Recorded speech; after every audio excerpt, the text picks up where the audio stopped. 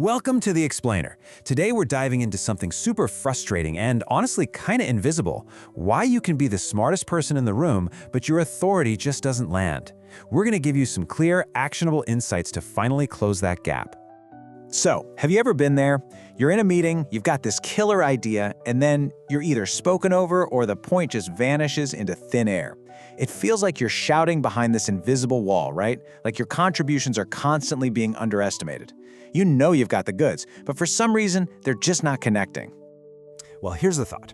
What if the problem has nothing to do with your intellect? What if it's not about your ideas at all? What if there's this hidden mismatch between the value you have on the inside and the signals you're sending on the outside? The truth is, people often make up their minds about listening to you before you've even made your case. Okay, so let's diagnose this thing. This disconnect, it actually has a name. And just understanding what it is, that's the first huge step to closing it and finally getting the influence you really deserve. It's called the presence gap. Simple, right? It's that space between how smart and capable you are and how credible and confident you appear. This gap is exactly why someone's gut might be questioning your authority before their brain has even had a chance to logically process a single word you're saying. Now this is where it gets really interesting, because it's all about how our brains are wired. We think people are focused on what we say, the words, the logic, the data, but our brains are actually hardwired to process how we say it first. Your posture, your tone, the pace of your voice. These are the lightning-fast signals that scream status and confidence. And this, right here, is where we shoot ourselves in the foot. These authority leaks are the subtle little habits that just blow that presence gap wide open. Rushing your speech, it just signals nervousness. Shifting your weight around, it kind of looks like you don't have conviction. And over-explaining, oh, that's a big one. It can feel like you're desperately trying to prove you belong instead of just letting your point stand on its own. But here's the good news, okay? This is not some fixed personality trait you're stuck with. Not at all. You can actively close this gap. There's a really practical framework we can use to get our outer presence perfectly aligned with our inner expertise. So let's break this down. Every single one of these steps is a power tool. Ground your posture? You can try it right now. Just feel both of your feet flat on the floor. It's the simple physical anchor that tells your brain and everyone else's that you're stable.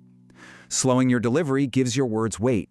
And leveraging silence, that little pause before you make your big point, that might be the most powerful way to command attention and signal total confidence.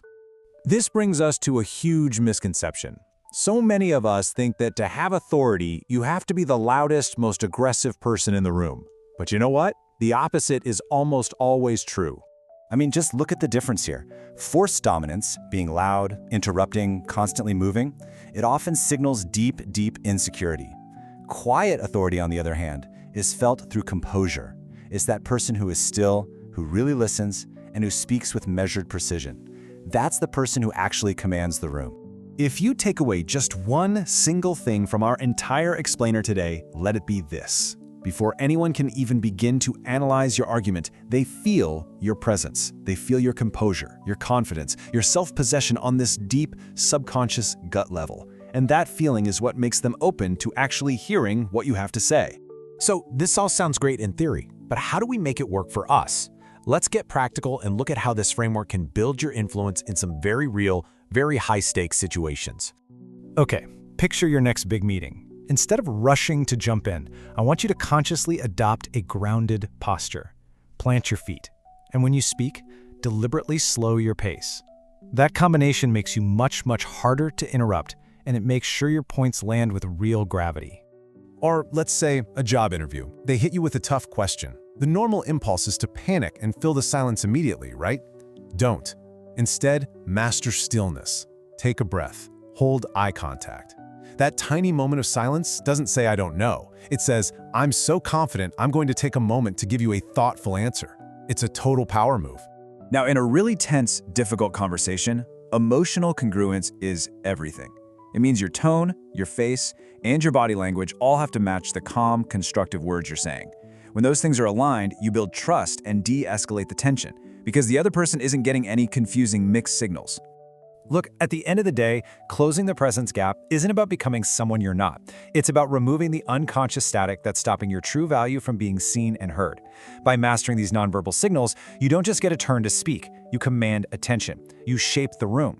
So what if the most powerful tool you had wasn't what you said, but how you held the space when you said nothing at all?